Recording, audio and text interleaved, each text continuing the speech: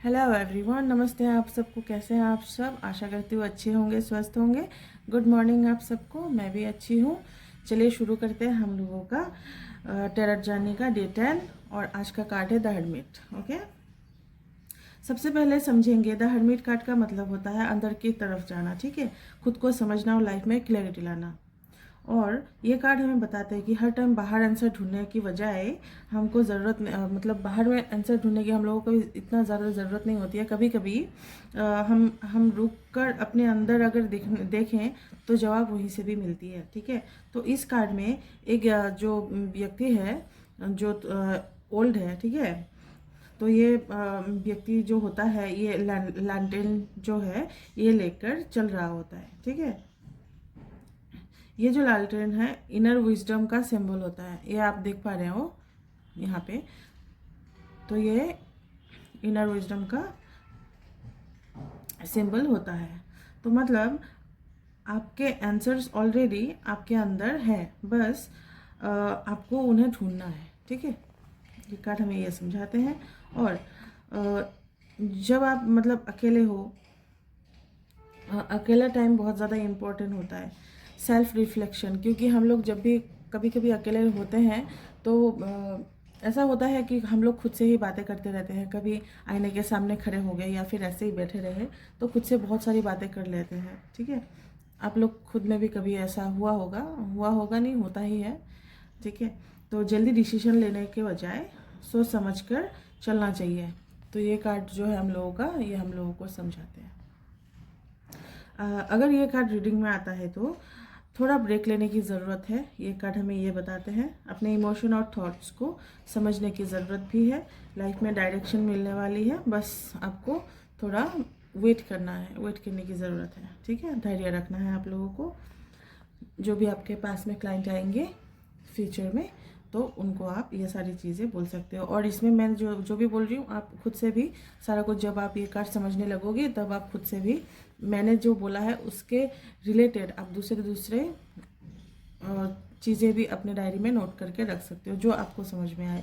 क्योंकि टैरोट में ऐसा होता है जो मुझे समझ में आती है वो आपको उससे भी कहीं बेहतर समझ में आ सकती है या उससे कम समझ में आ सकती है। ठीक है, इसलिए आपको कार्ड देखने बाद में जो भी आपको फीलिंग्स आए वो आप नोट करते जाए, तो इसमें आपको आसानी होगी। रिलेशनशिप में अगर ये कार्ड आते हैं तो थोड़ा स्पेस देने के लिए ये कार्ड हमें दर्शाते हैं। ठीक है, कभी कभी ऐसा होता है कि चिपक के रहते हैं ना लव बर्ड्स टाइप के, तो उसमें कभी कभार झगड़ा वगैरह अगर होता है तो उसमें हमको ये कार्ड ये बताते हैं कि थोड़ा डिस्टेंस मेंटेन करें। अगर कुछ प्रॉब्लम चल रही है तो उसको थोड़ा समय दें। ये चीज़ें हमें ये कार्ड बताती है।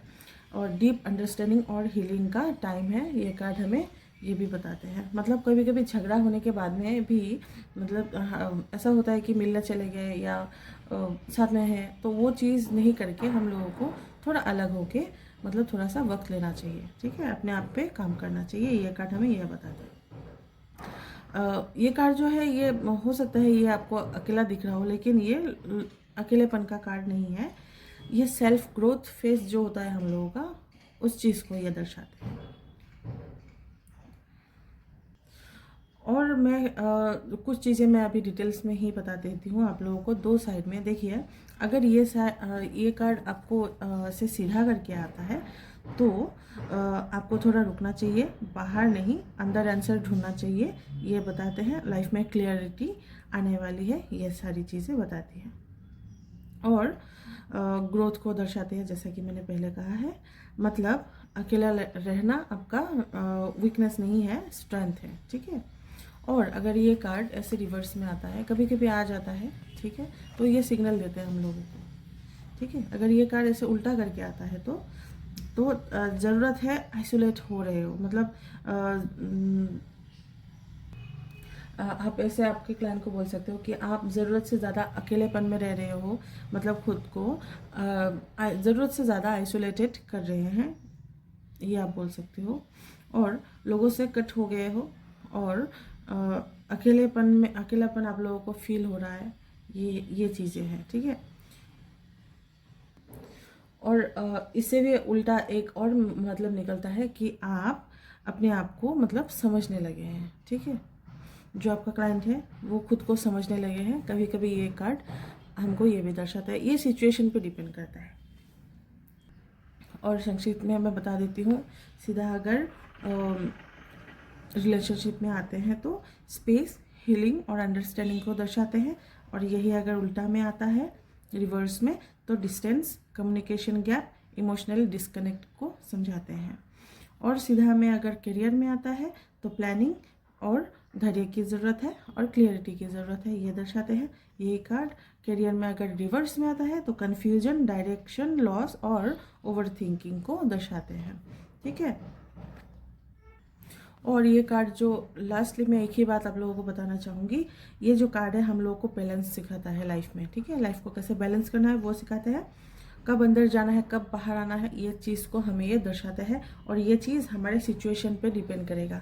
जैसे कि मैं आप लोगों के पास में क्लाइंट बन के गई तो उसके बाद में मेरा सिचुएशन कुछ अलग हो सकता है, तो आपसे बात करने के पहले मेरा आपसे कुछ बात हो भी सकता है ना, तो आप उसी से भी आइडिया लगा सकते हो। उसके बाद में जब आप ऐसे सफल करके जब स्प्रेड करोगे तब आप जो मैं बता रही हूँ उसी हिसाब से आप ऐसे आंसर करना है। ठीक है, तो आज के लिए इतना ही, हम लोग मिलेंगे कल, और कल होगा हम लोगों का डे 11। ऐसे करके हम लोग अच्छे से हम लोगों का जर्नी ख़त्म करते रहेंगे डे बाय डे। आशा करती हूँ आप लोगों को मेरा वीडियो अच्छा लगता है, और पहले भी मैंने रिक्वेस्ट किया था, आज भी कर देती हूँ। मुझे कुछ लोग मतलब ऐसे डायरेक्टली मैसेज वगैरह भेजते रहते हैं, ये सारी चीज़ें ना करें। मैं आप लोगों से एकदम विनती कर रही हूँ ना करें, क्योंकि मैं उतना ज़्यादा एक्टिव नहीं होती हूँ, बस पोस्ट करती हूँ और चली जाती हूँ। और मेरा सबसे ज़्यादा ध्यान मेरे ये जर्नी पे है जो मैंने शुरू किया है, तो इसीलिए उससे रिलेटेड अगर कोई बात करना हो तो आप लोग मुझे मैसेज कर सकते हैं। जैसा कि मुझे उस दिन भी मैसेज किया था तो मैंने जवाब दिया था। बाकी आप लोगों का हाय हेलो, कहाँ रहते हो, क्या करते हो, ये सारी जानने की ज़रूरत नहीं है आप लोगों को। जो मैं सिखा रही हूँ, सीखना है तो सीखिए, वरना अनफ्लो करके निकल लीजिए। ठीक है, मुझे ऐसे डिस्टर्ब ना करें, मुझे अच्छा नहीं लगता है। आज के लिए धन्यवाद, बहुत बहुत ज़्यादा खुश रहिएगा। शुक्रिया मेरा वीडियो देखने के लिए, और वीडियो अच्छा लगा हो तो लाइक, फॉलो और कमेंट ज़रूर करके जाना। और कुछ सवाल हो तो मैसेंजर में मुझे मैसेज भी कर सकते हैं। आज के लिए बाय बाय, टेक केयर।